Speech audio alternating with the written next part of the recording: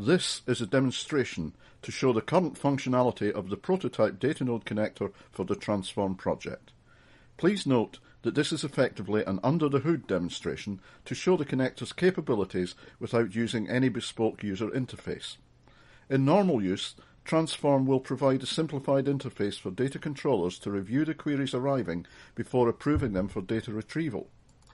Our demonstration will be running a standalone version of the Datanode connector on a virtual Windows server acting as a data endpoint within a distributed system. As well as hosting the actual Datanode connector, the virtual system also runs a standalone SQL Server system containing a local version of the Nivel database. The connector itself is a simple Java jar file which can be integrated into other components of the Transform system as an external library. A local properties file allows for a variety of connection parameters and settings to be changed without any need for recompilation. For the purposes of this demonstration, we will use a Java Messaging Server web console to emulate the middleware by sending and receiving messages to and from the connector. We will simply copy and paste the content from several files created specifically for the demonstration. In a real-world situation, the payload content of the messages would be received from and sent back to middleware components within the Transform system.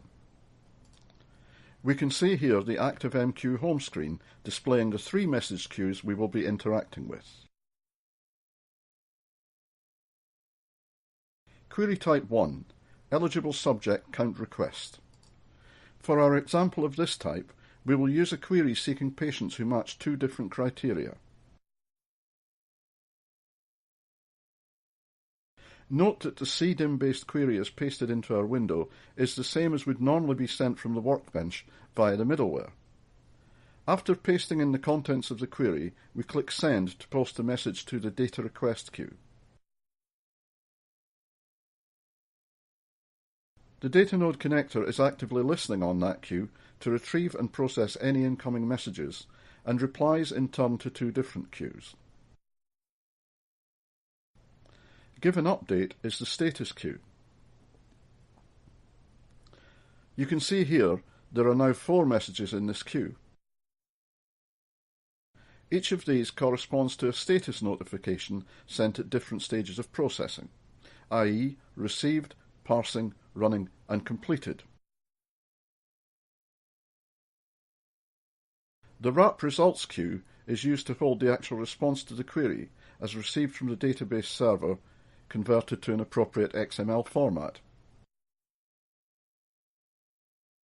Here we can see the actual XML content returned by the Datanode connector, a simple count of patients matching each of the criteria.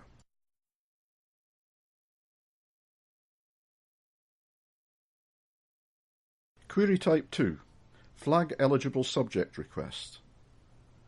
While the first query type is most likely to be used in deciding which parameters for inclusion have the potential to provide a cohort of the desired size, this query type represents the first stage of a 2-stage process where selection criteria to derive a particular dataset are more firmly known.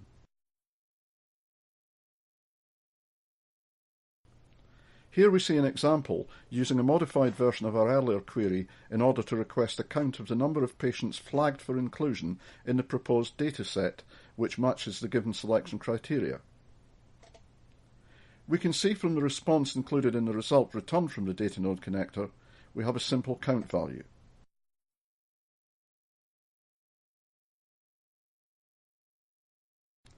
In this example, the 2 criteria used were connected by using an AND operator.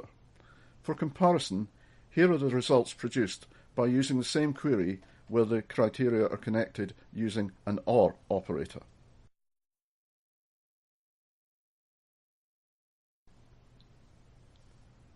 When it's time to retrieve data for study purposes, the data extraction request type works in conjunction with the flag eligible subject request.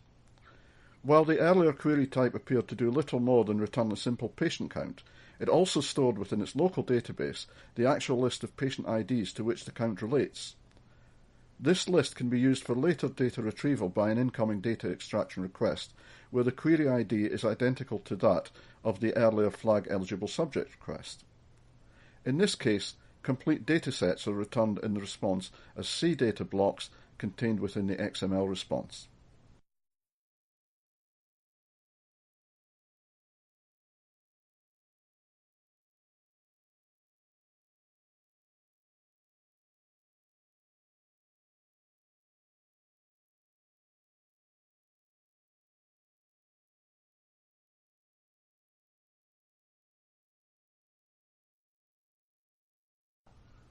That concludes our demonstration of the prototype Datanode connector. Thank you for watching.